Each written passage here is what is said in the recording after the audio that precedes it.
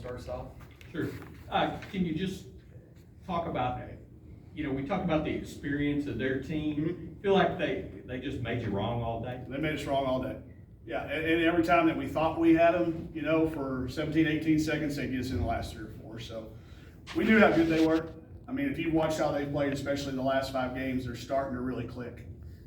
He's got some returners, but he's got some new faces too, and they have really caught on fast. I mean, we all go to clinics to listen to Jim talk about motion offense, and you can know it's coming, you can talk about it, you can work on it, but guarding it is another whole thing. I thought we did a good job in the first quarter. I really did. I just think that we didn't take advantage of that. You hold them to 4 for 15, and you're hanging around, but we turned it over 6 times. We don't give ourselves a chance to have a lead. Instead of that, 16-13, but it's what it could have been. And then I thought in the second quarter they just started dominating. And then they just roll. Then they get confidence, and they start picking you apart, and then they start setting you up, and you can see it coming, and you're like, oh no, here it comes. And there's not a lot you can do about it. All credit to them. I'm not mad about one thing our kids did or didn't do, or how we prepared or how we didn't prepare. They just beat us. And they're good. And I got no problem being their biggest trumpeter for the rest of the year. You can watch film and you can see it. I know they lost a couple of games early, but here the last 2 weeks, I told the media here, I told our pregame chalk talk, this is the best offensive and defensive combination team we've played. All right, and I might now lean toward them having a better offense than UConn.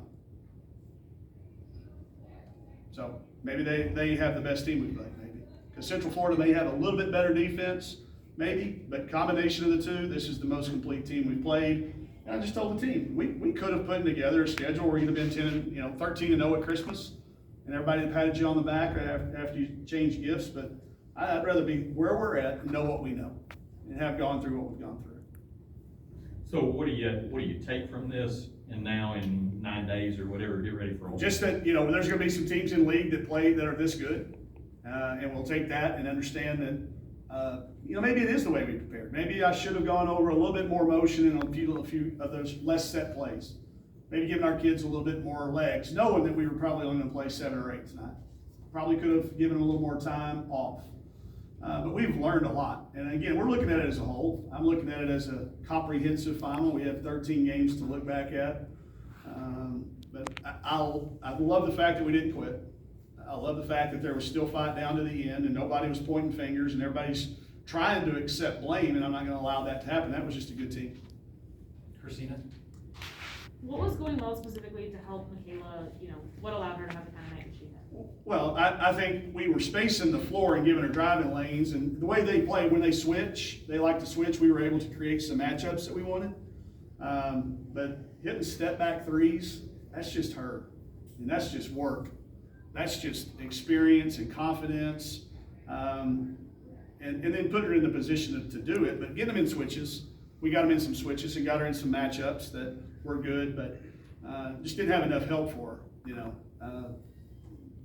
81's too many to give up. Defense should have been better.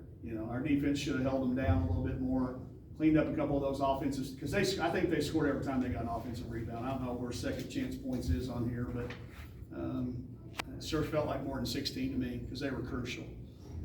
But that's just Mac being Mac. Mac works at it. She shoots every day. She shoots extra every day. She's been doing it not just for this year, but her whole life. And that's why you can go 5 for 6 and 7 for 8 and 11 for 17 when, they're down there trying to not allow you to do that. I guess you've got 4 bodies that you would have had, at the start of the year that you don't have right now. Yeah. Obviously the talent, scoring, defense, all that comes back. But what's the biggest challenge with those out in trying to elevate maybe the ones who were at the back of the rotation up into more minutes? Just their lack of experience doing it in a game. We can practice it, but just don't know how to handle it when it comes game time. Transition happens a little faster in a game than it does in practice, so we just got to keep giving them reps. And then, I think we're having to play more minutes than I really think we'd like to. I don't want to look down there and see 35s and 38s and 30. That's just, we haven't prepared for that. We worked them too hard probably in the off season to be at 38 minutes a night on December the 22nd. So that's where that gets to you when you start getting into bodies. But I'm proud that we're playing. There's a lot of people around the country right now not playing, and we are. So that's, even though we're down, there's a lot of people talking about losing their leading scorers and rebounders. I don't think we brought it up once until right now, and I'm gonna bring it up. It's hard. It's hard for those kids to, have that there for a while and then have it gone, and then have it change again, and then, lose your voice in Amber on the floor. She tried from the sidelines, but it's still different. It's just different. Our transition defense was not as good tonight. And I've said before, she's maybe the best transition talker in defense I've ever coached. And she's our get-back kid. So that sounds like an excuse, but I don't want it to sound like that. That's a reason. When you lose your get-back kid in transition, your transition is not going to be as good. So, but when she comes back, now Alana's had, Alana, I think that's probably her season high minutes played. And probably a lot of season high minutes played for everybody if you go back and look. So good time for us to have a little bit of a break. Questions from the back?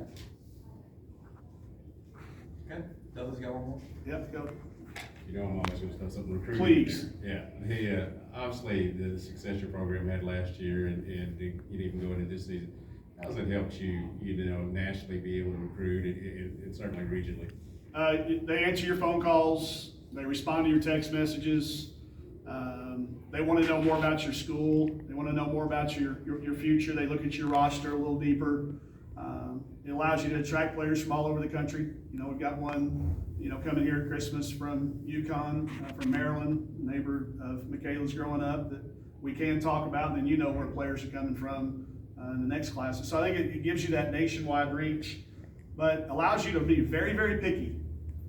We don't recruit kids now that aren't going to get it done in the classroom. Our days of having Miss Tamisha in my office talking about grades are over. We've dealt with that some. Not dealing with it anymore because we're not recruiting that way. We're being very, very picky, very, very selective. And I hope everybody can see the glimpses of what we're going to be in 2 or 3 years.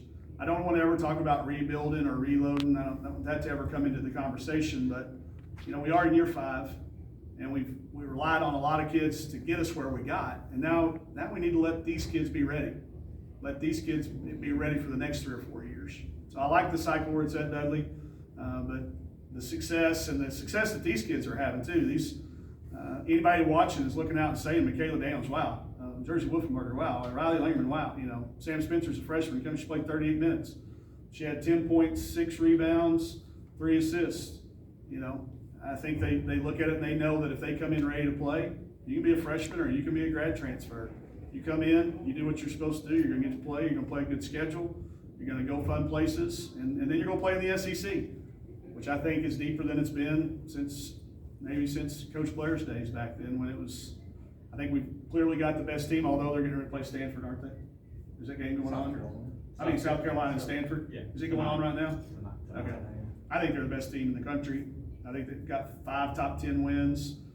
Tennessee's playing awfully well. We got a lot of LSU's on fire. I look at our SEC standings when I get it. You better have 10 wins or you're at the bottom. It is going to be as good a year in the SEC as we've ever had. But I'm telling you, I'm not going to Christmas. I've been on teams that done it where you go, Christmas was ruined because you lose that last game. That ain't happening. I'm encouraged. There's too many good things happening, not only like you're mentioning in recruiting, but with this current team. So I'm going to be excited. I got one thing. What can you tell us? The ones who are out. I mean, is there good? Can you just give us a report of where they are? Sure. I don't talk about specifics about what they are. Right. We suspect that Amber will be back for the Ole Miss game. We'll wait and see. Fingers crossed. I think we made the right decision in the timing, and I know she did. Emery's getting closer and closer and closer. That'll be a day-to-day thing. Aaron's will be a little bit longer. It won't be any time before the new year. That's not giving you very many days. And then, Miriam, we're just going to continue to wait and see how that thing responds. And the further you get into the season, then it becomes, less and less likely. And do we have anybody else? I mean, Sasha's not 100% either. If you see how many people are in our training room right now, Simone does a tremendous job in our athletics training and all of our team docs, but this time off is going to be very, very valuable to healing up some deans. But is that everybody addressed everybody you're thinking of? All right, everybody. I'm all All right. See you back here on the 2nd. All right, everybody be safe.